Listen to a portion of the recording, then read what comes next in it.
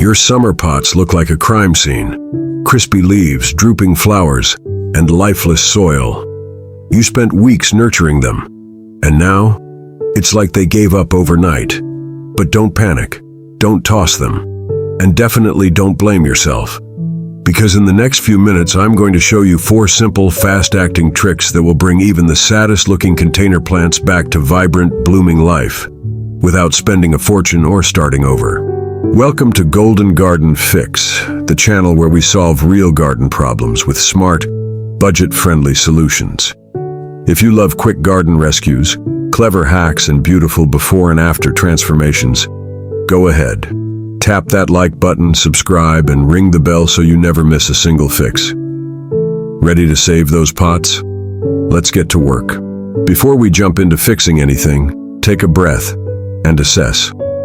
Because not every wilted plant is truly dead, and not every dead-looking pot is a lost cause. Start with this simple rule. If the roots are alive, the plant can survive. Gently remove the plant from its pot. Don't yank. Loosen the edges with your fingers and slide it out. Take a close look at the roots. Are they firm and white, maybe even slightly tan? That's a good sign. The plant's still alive beneath the surface. But if the roots are dark, mushy, or smell foul, that's root rot. It likely means the plant sat in soggy soil too long. On the other hand, if the roots are dry, brittle, and paper-thin, your pot probably went thirsty too many times. Here's a quick finger test. Stick your index finger 2 inches deep into the soil. If it feels bone dry, your plant is dehydrated. If it's soggy and cold, it's drowning. Now check the stems. Scratch the outer layer with your fingernail.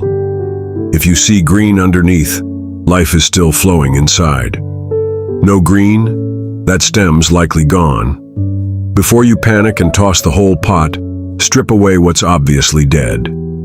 Crispy leaves, collapsed stems, yellowed foliage, cut them off. You're clearing the way for new growth. This step is crucial. You can't treat the problem until you know what caused it. Sometimes it's the soil, sometimes it's watering, and sometimes it's just too much sun. But once you've assessed the damage, you're in a perfect position to bring that pot back to life. Now that you've identified what's salvageable, it's time to give your plant the fresh start it deserves. This first trick is called the root reset method, and it's like rehab for your potted plant.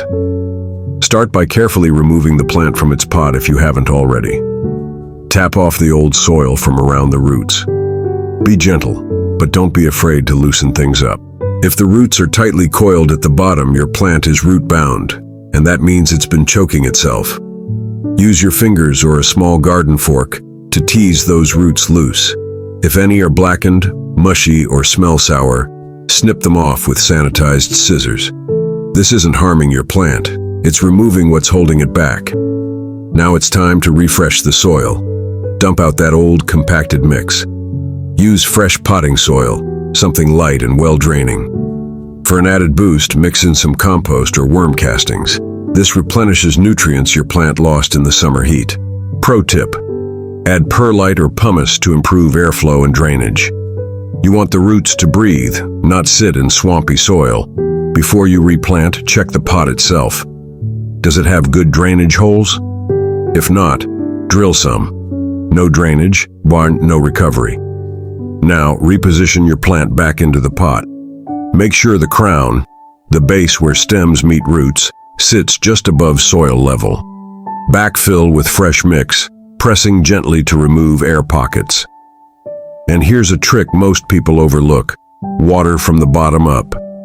Place your pot in a shallow tray of water for 15-30 minutes. Let the roots soak deeply without oversaturating the topsoil. This rehydrates your plant the smart way, encouraging deep root growth without the shock of top-down watering. Once the pot feels moist but not soggy, remove it from the tray and let it drain. You've now given your plant a clean slate. But we're not done yet. Next, we're going to help it refocus its energy by giving it a much-needed trim. When your plant is weak and stressed, every wilted leaf is just extra baggage. It's time to lighten the load. Trick number 2 is the cutback comeback. This isn't just about aesthetics. It's a survival strategy. Grab a clean, sharp pair of garden shears or scissors. Sanitize the blades first with rubbing alcohol or vinegar.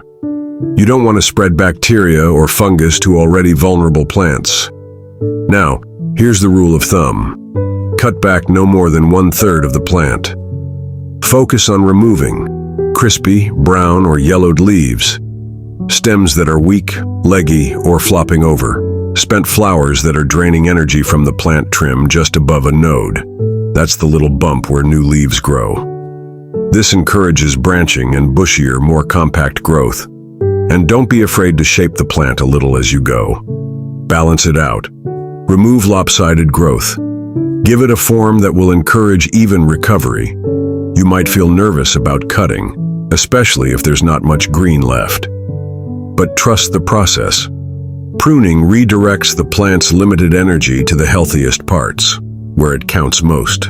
If your plant was blooming before but looks ragged now, think of this like a reset button.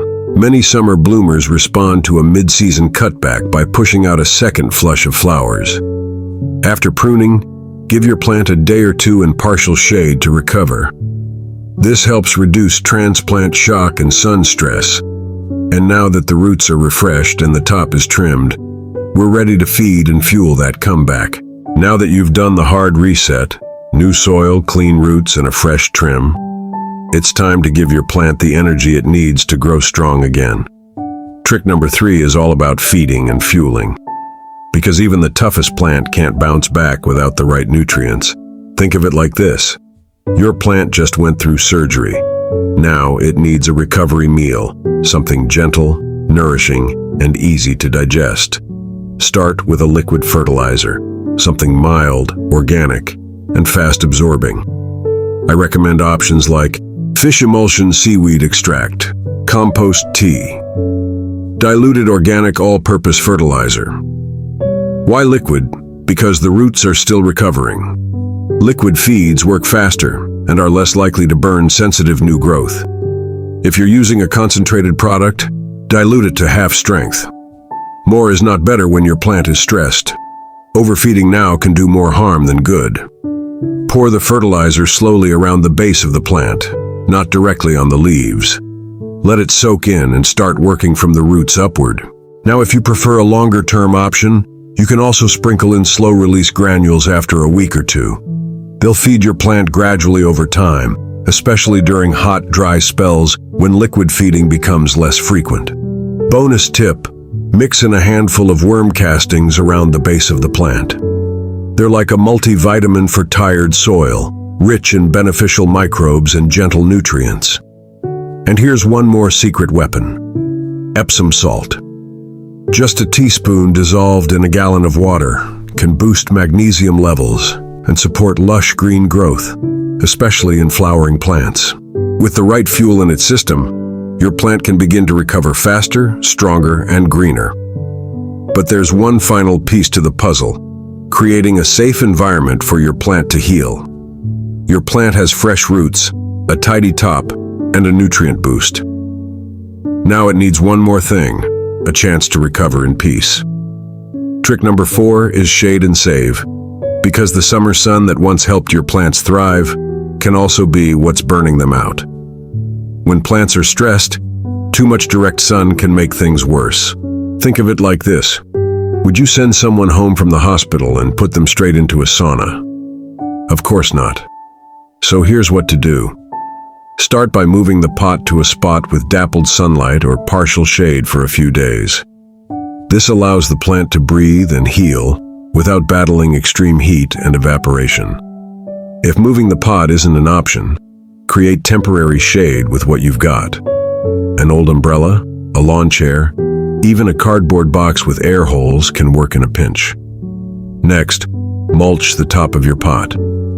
A thin layer of shredded leaves, bark, or straw locks in moisture and keeps the soil cooler. This is especially helpful if your container sits on hot pavement or concrete. Now let's talk water. Water early in the morning, before the sun is high. This gives the plant time to absorb what it needs without the water evaporating too quickly. Avoid watering at night. It can encourage mildew and fungus, especially in humid weather. And for bonus hydration, mist the foliage lightly in the evenings if your plant isn't too delicate. This offers a refreshing cool down and helps ease the stress of intense heat. Protect, support, recover. That's the whole goal of trick number 4. Give your plant a break from battle so it can regain its strength. By now, you've revived the roots, shaped the structure, fed the system, and created a safe zone. But what does all of that look like in action? Let's take a look at some real results. From sad, crispy pots to vibrant, thriving containers.